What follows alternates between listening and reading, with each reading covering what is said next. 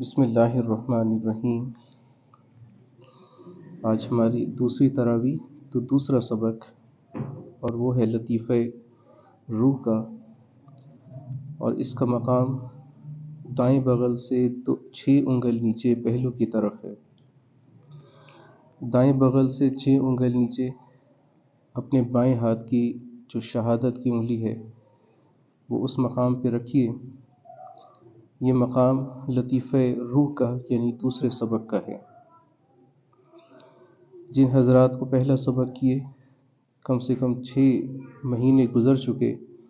اور وہ اس پر محنت کر رہے ہیں، ان کو آج دوسرے سبق کی اجازت ہے۔ لطیفہ روح کا ذکر، توجہ یہ رکھیے خیال کہ اللہ سبحانہ و تعالیٰ کی جانب سے ایک نور سرخ سنہری رنگ کا حضور نبی کریم صلی اللہ علیہ وسلم کے لطیفہ روح مبارک سے تمام مشائخ کے لطائف ارواح سے ہوتا ہوا آپ کے لطیفہ روح کے اندر جہاں انگلی رکھی وہاں داخل ہو رہا ہے، جس کی برکت سے آپ کا یہ مقام پاک صاف ہو کر اللہ کو محبت سے پکار کر کہہ رہا ہے، اللہ اللہ اللہ اللہ اللہ۔ اب یہاں سے اپنی انگلی ہٹا لیجئے اور بس یہاں تصور رکھیں کہ جس طرح نیت بتائی گئی کہ آسمان سے نور آ رہا ہے اور آپ کے لطیف روح میں بواسطہ مشائخ کرام کے داخل ہوا، اور آپ کا لطیف روح پاک صاف ہو کر اللہ کو محبت سے پکار کر کہہ جا رہا ہے اپنی آواز سے، اور آپ اس کو سن رہے ہیں، اللہ اللہ اللہ۔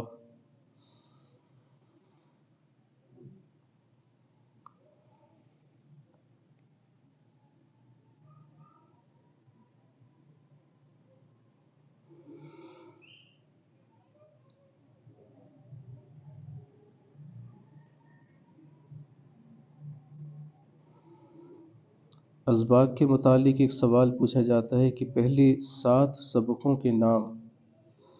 وہ لطیفہ یا اس کی جمع لطائف یہ بولا جاتا ہے، اس کا کیا مطلب؟ لطائف، لطیفہ یا لطیف، ان تینوں کا مادہ لطف ہے، یعنی لطف وہ ایک کیفیت ہے کہ جس سے انسان کو ایک باطنی لذت، ایک طمانینت، یہ اثرات اس کی کیفیت کے طور پہ ملے۔ جیسے ایک لفظ بولا جاتا ہے لطف و کرم، تو یہ انسان کی باطنی کیفیت ہے۔ دوسری بات یہ کہ اس کا مادہ لطیف بھی ہے، اور لطیف کا مطلب وہ باریک سی چیز کہ جو انسان کی یہ ظاہری سر کی آنکھیں نہ دیکھ سکیں، مطلب کہ انسان کے ظاہری طور پر اسے نہ نظر آئے نہ سمجھ آئے، اسے لطیف کہا جاتا ہے۔ جیسے اللہ اپنے بارے میں قرآن مجید میں ارشاد فرماتے ہیں کہ لا تدرکہ الابصار، تمہاری آنکھیں اللہ کو احاطہ نہیں کر سکتی۔ اللہ کی وسعت بتائی جا رہی ہے کہ اس قدر وسیع ذات ہے، اس قدر بڑی ذات ہے کہ تمہاری آنکھوں میں زیادہ سے زیادہ اگر آ سکتا ہے تو 120 ڈگری تک تمہیں نظر آ سکتا ہے، 180 ڈگری بھی نہیں دیکھ سکتے، یعنی دائیں سے بائیں، مشرق مغرب کے درمیان افقی طور پر، ہاریزونٹل طور پر تم نہیں دیکھ سکتے۔ تو انسان کی آنکھ اتنی کمزور ہے صنف کے اعتبار سے کہ وہ احاطہ نہیں کر سکتی 180 ڈگری کے اینگل کو۔ تو اسی کو وضاحت سے اللہ یہ فرما رہے لا تدرکہ الابصار، تمہاری آنکھیں اس کو دیکھ ہی نہیں سکتی، اس کا احاطہ ہی نہیں کر سکتی، لیکن وَهُوَ يُدْرِكُ الْأَبْصَارَ، لیکن وہ اللہ تم سب کو احاطہ کر سکتا ہے اور کرتا ہے۔ کیسے؟ وَهُوَ اللطیف الخبیر، وہ لطیف اور خبیر ذات ہے۔ اس کا ترجمہ لیا جاتا ہے مفسرین نے اور مترجمین نے، ترجمہ کرنے والوں نے اس کا ترجمہ یہ کیا کہ باریک بین اور باخبر، باریک بین ذات ہے، باریک سی چیز اس کا بھی دانہ بینا ہے، دیکھ سکتا ہے اس کو۔ تو اللہ تبارک و تعالی لطیف ذات ہے، تو وہ لطیف ذات، باریک بین ذات انسان کی عقل اور فہم میں کیسے سما سکتی ہے؟ وہ تو انسان کو احاطہ کر سکتا ہے لیکن انسان اس کو احاطہ نہیں کر سکتا۔ اسی واسطے وہ چونکہ لطیف ذات ہے، لہٰذا اس کی جانب سے آنے والا جو فیض ان لطیفوں پر ہوتا ہے، لطائف پر ہوتا ہے، اس فیض کو بھی انسان سمجھ نہیں سکتا کہ وہ کیا ہے۔ بزرگوں نے اس کے بارے میں علمی بحث کی ہیں اور ان علمی مباحث کو قرآن اور حدیث سے سمجھایا ہے۔ تصوف میں سلسلہ نقشبندیہ کی جو تعبیرات ہیں اور ان میں کتابوں میں جو علوم لکھے گئے ہیں، تصوف کے طور پر وہ احوال کا علم ہے، وہ کیفیات کا علم ہے، لیکن بزرگوں نے جو کہ کیفیات انسان کسی کو بتا نہیں سکتا، سمجھا نہیں سکتا کہ میرے اندر یہ کچھ ہے، ایک کیفیت ہے، ایک اثرات ہیں، احوال ہیں، کسی کو بتا نہیں سکتا، بزرگوں نے اسے علمی طور پر لکھا اور سمجھایا ہے۔ اور کمال یہ ہے کہ اسے قرآن اور حدیث سے سمجھایا، ہر چیز کی دلیل قرآن اور حدیث سے ثابت کی ہے۔ چنانچہ یہ جو لطائف ہوتے ہیں،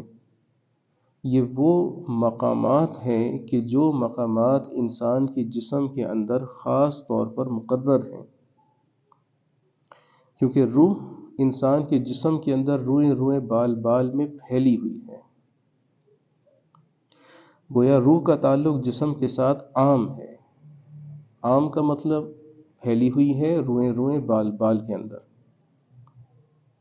اور جس طرح حدیث پاک میں آیا کہ جب انسان کی موت آتی ہے، انسان کی روح نکالی جا رہی ہوتی ہے،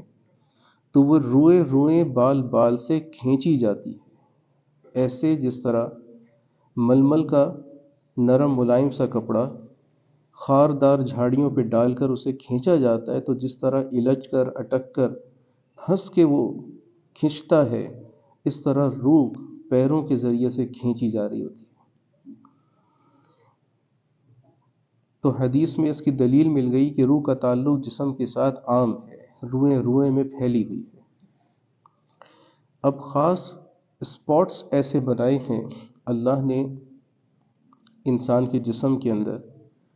کہ جہاں روح کا تعلق عام نہیں خاص ہے، وہ خاص مقامات، وہ خاص نقطے جہاں پر روح کا تعلق خاص ہے، وہ لطیفہ یا لطائف کہلاتے ہیں۔ ان مقامات کو بزرگوں نے دوران مشاہدہ مراقبہ دیکھا، اپنے متوسلین مریدین کو بتا دیا کہ بھئی یہ وہ مقامات ہیں، ان پر محنت کرو گے، بس پورے جسم پر محنت کرنے کی ضرورت نہیں رہے گی، بس ان لطائف کے مقامات پہ محنت کر لو۔ تو 7 مقامات متعین ہو گئے، جن مقامات کے نام لطیف قلب جو کہ کل ہم نے کیا، لطیف روح جو آج کر رہے ہیں، آگے لطیف سر، لطیف خفی، لطیف اخفا، لطیف نفس اور لطیف قالبیہ، یہ کل 7 مقامات بنتے ہیں۔ ان مقامات پر روح کا تعلق خاص ہے۔ ان مقامات پر اللہ کے ذکر کی محنت کرنے سے اللہ کے ذکر کی کیفیات، اثرات، احوال ان روح کے خاص حصوں میں چلے جاتے ہیں، پوری روح پر، پورے جسم پر محنت کرنے کی ضرورت نہیں، صرف ان خاص حصوں پہ محنت کر لی جائے۔ نتیجہ کیا ہوگا؟ روح کے یہ خاص حصے پاک ہو جائیں گے۔ وہ روح جو دنیا میں آ کر اس جسم کے پنجرے میں قید ہو کر دنیا کی طرف مائل ہوئی، عالم بالا سے اس کا تعلق منقطع ہو گیا، فکر آخرت ختم ہو گئی، جنت کا شوق ختم ہو گیا، دوزخ کا خوف ختم ہو گیا، بس دنیا ہی دنیا، دنیا کے جھمیلوں میں پھنس گئی، تو پھر ایسی روح جب اس پر یہ محنت کی جائے تو وہی تعلق جو کٹ گیا جڑ جاتا ہے۔ روح کا تعلق جوڑنے کی محنت ہے یہ عالم بالا سے۔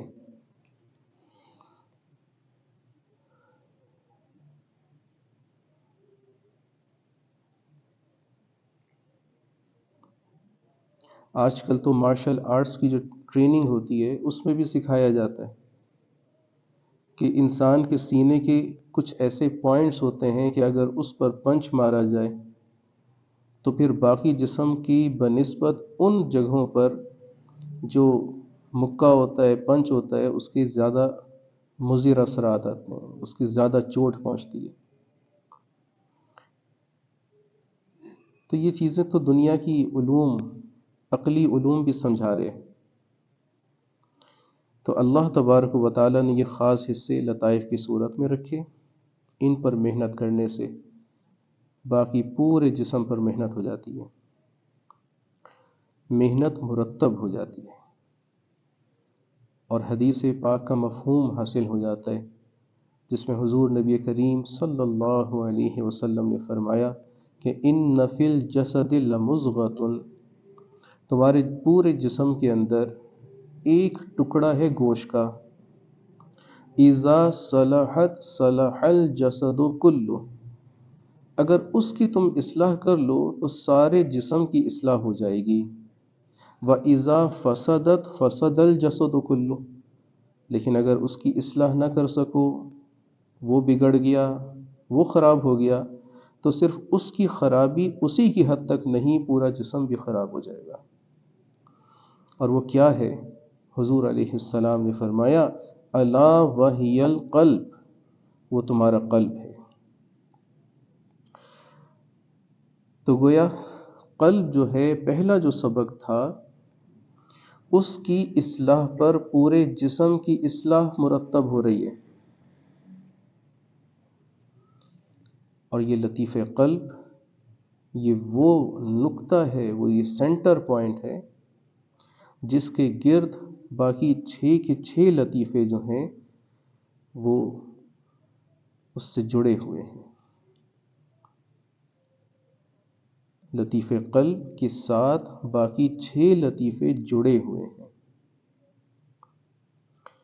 حضرت بہاؤالدین نقشبند بخاری رحمہ اللہ تعالی نے اپنے ارشادات میں ایک ٹرم ارشاد فرمائی، ایک اصطلاح فرمائی، ششم جو ہاتھ، 6 ڈائریکشنز، 6 سمتیں،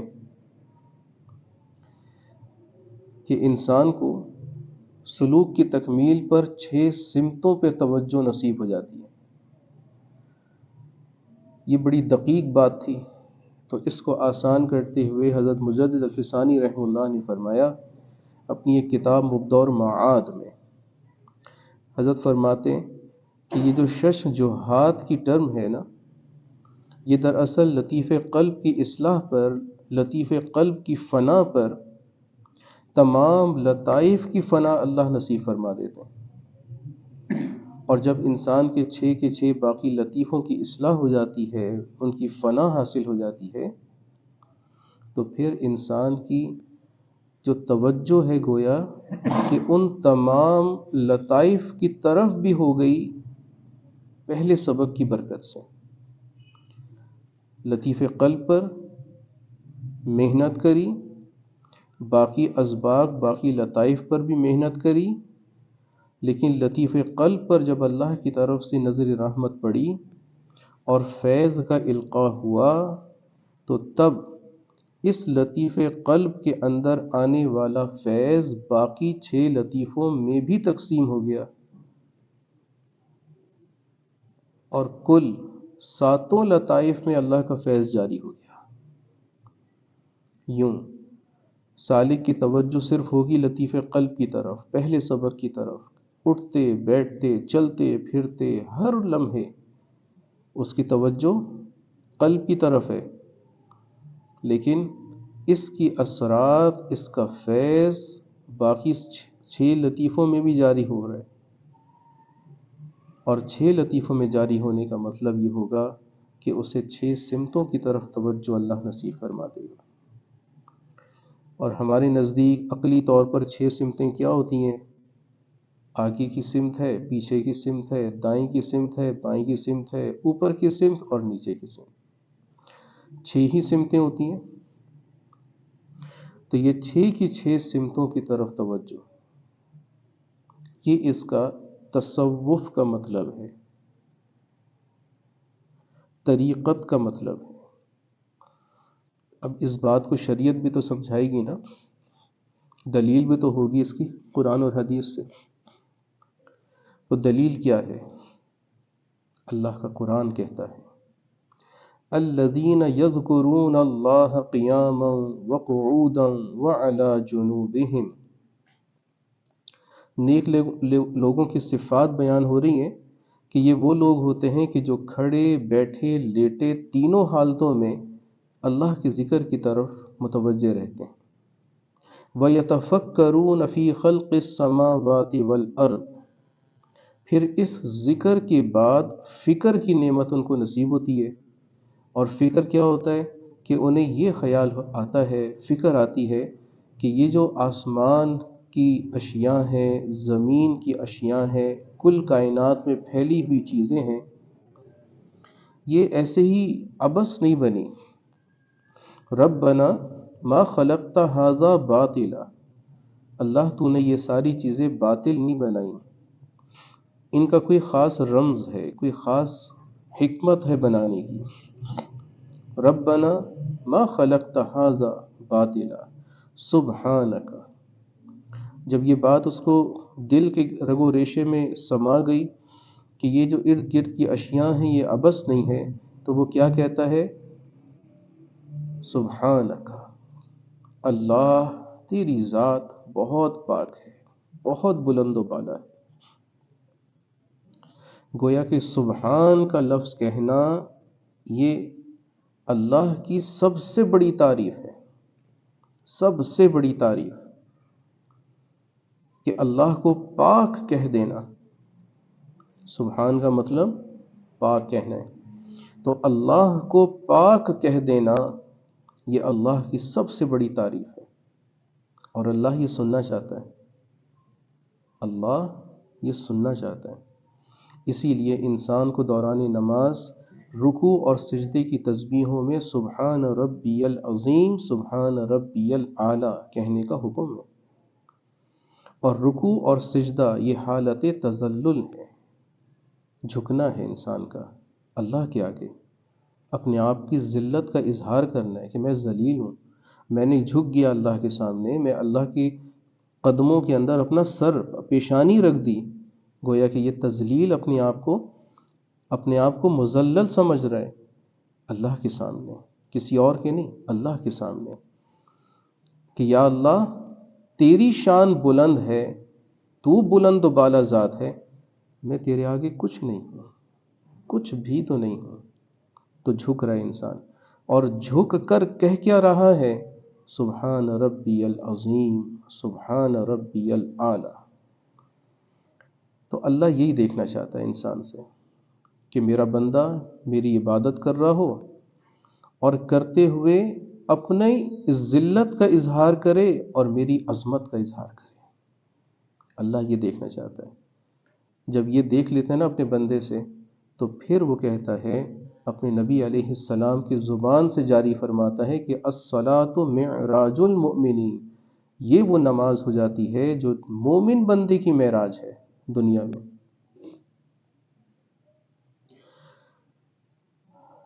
سبحانک، اس بندے کے دل سے نکلا سبحانک فقنا عذاب النار، تیری ذات تو سبحان ہے، میں خطا کار ہوں، خطاؤں کا پتلا ہوں، اللہ فقنا عذاب النار، جہنم کی آگ سے مجھے بچا لینا۔ اب وہ نیکی کر رہا ہے، ذکر کر رہا ہے، ذکر کے بعد فکر کر رہا ہے، اللہ کی سبحان کہہ رہا ہے، گویا عبادت کر رہا ہے، لیکن اس کے باوجود وہ اپنے آپ کو پھر بھی کیا سمجھ رہا ہے کہ میں خطا کار ہوں، کہیں ایسا نہ ہو کہ میں جہنم میں چلا جاؤں، تو اللہ سے دعائیں کر رہے ہیں، ربنا ما خلقت ھذا باطلا سبحانک فقنا عذاب النار۔ یہ جو ارد گرد کی توجہ اس کو ملی ہے، یہ کل کائنات کی طرف پھیلی ہوئی ہے، اور اسی کو جو کہ شریعت کا یہ مفہوم بتایا گیا، طریقت نے اس کو شش جوہات کا نام دیا۔ اب یہ سب کچھ جو مل رہا ہے علمی طور پر، یہ بزرگوں کی یہ محنتیں ہیں، علمی طور پر لوگوں کو یہ سمجھایا ہے کہ ایک تو ظاہری علم ہے شریعت کا، قرآن حدیث کا، لیکن ایک باطنی علم بھی ہے۔ اس علم سے اپنے آپ کو نابلد نہ کرنا، یہ نہ سمجھنا کہ بھی مجھے اس علم کی ضرورت نہیں ہے، نہیں، اس کا بھی ایک ضرورت ہے، بہت ضروری چیز ہے کہ انسان کو باطنی علم آئے۔ لطیفہ روح پہ ذکر کرنے سے اللہ کی محبت مزید اضافہ ہو کے نصیب ہو جاتی ہے، اور اس لطیفہ روح کی اصلاح یہ ہے کہ اس لطیفہ روح کے ساتھ ایک باطنی مرض جڑ گیا، جو اس خاص حصے پر محنت کر کے اس باطنی مرض کی اصلاح کی جاتی ہے، اور وہ مرض ہے غصہ۔ انسان غصیلی طبیعت والا اپنے اندر سے غصے کو کھرچ کے نکالنا چاہتا ہو تو لطیفہ روح کے اوپر ذکر کریں۔ بعض لوگوں نے اس پر ذکر کیا اور ذکر کرنے کے بعد غصہ اور بڑھ گیا، اب وہ پریشان ہو جاتے ہیں کہ یہ کیا بات ہوئی، غصہ تو ختم ہونا چاہیے تھا اور بڑھ گیا۔ دراصل ختم ہو رہا ہے، لیکن ختم ہو رہا ہے، پہلے جو تھا وہ غصہ تھا طبیعت میں، لیکن اس کا پتہ نہیں چل رہا تھا کہ میں اتنا غصیلا ہوں، غصے کی بھڑاس نکال دیتا تھا ہر ایک پر۔ اب ذکر کی برکت سے، فکر کی برکت سے اس کے اس غصے کی اصلاح ہو رہی ہے، اور وہ نہیں چاہتا کہ میرے اندر سے یہ غصہ نکلے دوسرے کے اوپر، اپنے آپ کو روک رہا ہے، اپنے آپ کو ذرا ٹھنڈا کر رہا ہے۔ لہٰذا ٹھنڈا کرتے ہوئے جب اسے کسی بات پر جو کہ شریعت کے خلاف ہوتی ہے، کوئی اس کے سامنے کرتا ہے، کوئی گناہ کر رہا ہے، اور اس کا نیکی والا مزاج اس سے میل نہیں کھا رہا، ٹکرا رہا ہے، تو پھر اس کو غصہ آنے لگتا ہے کہ یار یہ گالی کیوں دے رہا ہے، اس نے ایسے غلط بات کیوں کہی ہے، یہ سود کیوں کھا رہا ہے، یہ جھوٹ کیوں بول رہا ہے۔ تو اس بات پر اب اس کو غصہ آ رہا ہے، در حقیقت یہ غصہ نہیں، غیرت ہے، یہ غصہ نہیں ہے، یہ غیرت ہے۔ اس کو شریعت میں حمیت دین کہا جاتا ہے، دین کی غیرت، دین کی غیرت۔ اور شکر کریں کہ یہ غیرت، یہ والا غصہ یہ آپ کو مل رہا ہو، شکر کریں، اس لیے کہ حدیث پاک میں آتا ہے کہ اللہ نے فرشتوں کو کہا جاؤ اور اس بستی کو تہس نہس کر دو۔ فرشتے وہاں گئے، راؤنڈ لگایا کہ کوئی نیکوکار بندہ ہو تو اس کو وہاں سے ہم نکال باہر کریں اس بستی سے، اور باقی لوگوں کو تباہ کر دیں۔ دیکھا تو ایک شخص ہے اللہ کی عبادت میں اس قدر مگن ہے کہ لمحے بھر بھی غفلت نہیں آئی، واپس گئے اللہ کے پاس، یا اللہ وہاں تو ایسا بندہ جو پل بھر بھی غافل نہیں ہوا، کیا اس کو بھی ہم عذاب دیں؟ تو اللہ نے فرمایا کہ اس کو درمیان میں رکھو اور اس کے اوپر بستی الٹ دو، سب سے بڑا عذاب اس پر ڈالو۔ یا اللہ کیوں؟ اس لیے کہ اس کے سامنے لوگ گناہ کرتے ہیں اور اسے غیرت بھی نہیں آتی،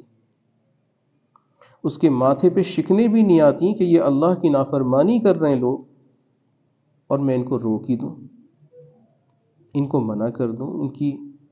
ان کو سمجھاؤں، میرے گھر میں غلطیاں ہو رہی ہیں لیکن مجھے فکر ہی نہ ہو، میرے ماحول کے اندر غلطیاں ہو رہی ہیں اور مجھے فکر ہی نہ ہو۔ تو ایسا میٹھا میٹھا صوفی تو کسی کام کا نہیں ہے، غیرت دین ہونی چاہیے، غیرت دین ہونی چاہیے۔ اسی لیے رسول اللہ صلی اللہ علیہ وسلم نے ایمان کامل کا مقام کیا بتایا؟ فَمَنْ جَاهَدَهُمْ بِيَدِهِ فَهُوَ مُؤْمِنٌ۔ سب سے کامل ایمان اس شخص کا ہے کہ جس کے سامنے لوگ گناہ کریں تو وہ جھٹ سے ان کا ہاتھ پکڑ لیں، نہیں بھائی یہ گناہ ہے، یہ نہ کرو، پیار سے سمجھائے، ڈنڈا نہ اٹھائے، پیار سے سمجھا دیں، نہیں بھائی اچھی بات نہیں ہے، بچو اس کام سے۔ لیکن اگر اس کی یہ ہمت نہ ہو تو دوسرے درجے کا ایمان فمن جاہدہم بلسانہ فہو مؤمن، زبان سے اس کو منع کر دے، اس کا ہاتھ نہ پکڑے تو زبان سے تو منع کر دے۔ اگر یہ بھی ہمت طاقت نہیں تو فمن جاہدہم بقلبہ فہو مؤمن، اپنے دل میں اس کو گناہ سمجھے، خود بچے، اپنے گھر والوں کو بچائے، باہر نہیں نکل رہا گناہوں سے بچانے کے لیے تو گھر کے اندر تو لوگوں کو بچائے نا، ان کا تو وہ سربراہ ہے، اس کے پیسوں سے ان کے گھر والوں کی کفالت ہو رہی ہے تو وہ تو ان کا کفیل ہوا نا، اس کا تو حق بنتا ہے کہ اپنے ماتحتین کو سمجھائے، اپنے کولیگز کو سمجھائے، کلاس فیلوز کو سمجھائے، جہاں تک بس چل سکتا ہو۔ لیکن اگر وہ ان کو بھی نہیں سمجھاتا، حضور علیہ السلام نے فرمایا فما وراء ذلك من الایمان حبۃ خردل، پھر ایسے شخص کے دل کے اندر رائی کا دانہ بھی ایمان کا نہیں ہے، پھر اپنی خیر منا لے، اس کے پاس ذرہ بھی نہیں ہے ایمان کا۔ تو شکر کریں کہ اگر اللہ نے اتنی تو غیرت دی ہو، تو بعض لوگ گھبرا جاتے ہیں کہ ہونا تو یہ چاہیے تھا کہ ہم اس سبق پر ذکر کریں اور غصہ ختم ہو جائے، لیکن پہلے سے زیادہ ہو رہا ہے، ہر ایک پر غصہ نکل رہا ہے۔ تو وہ اگر ہم اس کا تجزیہ کریں تو پتہ یہ چلتا ہے کہ وہ غصہ نہیں ہے، وہ غیرت ہے۔ اللہ ہمیں اس ذکر کی کثرت سے توفیق نصیب فرمائے، ہمارے اسباق کو، ہمارے لطائف کو اپنی فنا اور بقا نصیب فرمائے، اور ان کو اپنی اصل اور اصول میں پہنچا کر ان کی جو انوارات اور برکات ہیں اللہ دنیا اور آخرت دونوں میں ہمیں نصیب فرما دے، آمین۔ بسم اللہ الرحمن الرحیم، الحمد للہ رب العالمین، والصلاة والسلام علی اشرف الانبیاء والمرسلین، سیدنا و مولانا محمد وآلہ واصحابہ اجمعین۔ اللہم یا رب بجاہ نبیک المصطفى ورسولک المرتضی طاہر قلوبنا، اللہم طاہر قلوبنا من کل وصف یباعدنا عن مشاہدتک ومحبتک، وامتنا علی السنة والجماعة والشوق الى لقائک یا ذا الجلال والاکرام۔ اللہم صلی علی بدر التمام، اللہم صلی علی نور الظلام، اللہم صلی علی مفتاح دار السلام، اللہم صلی علی الشفیع فی جمیع الانام۔ اللہم لا تدع لنا ذنبا الا غفرتا، ولا ہما الا فرجتا، ولا دینا الا قضیتا، ولا مرضا الا شفیتا، ولا حاجة من حوائج الدنیا والآخرہ الا قضیتها یا ارحم الراحمین۔ اللہم لا تفرق جمعنا هذا الا بذنب مغفور، والسائم مشکور، وتجارت لن تبور، یا عزیز یا غفور، ویا عالم ما فی الصدور۔ اللہم حبب الینا الایمان وزینہ فی قلوبنا، وكره إلينا الكفر والفسوق والعصيان اللهم إنا نعوذ بك من أن أشرك بك شيئا وأنا أعلم به وأستغفرك لما لا أعلم به تبت عنه وتبرأت من الكفر والشرك والمعاصي كلها وأسلمت وآمنت وأقول لا إله إلا الله محمد رسول الله اللهم هذا إقبال ليلك وإدبار نهارك وأصوات دعاتك فاغفر لنا يا غفور وصلى الله وسلم على رسوله النبي الكريم وعلى آله وأصحابه أجمعين آمين برحمتك يا أرحم الراحمين. اللہ کو ہر دم یاد کر، اس نام سے دل شاد کر.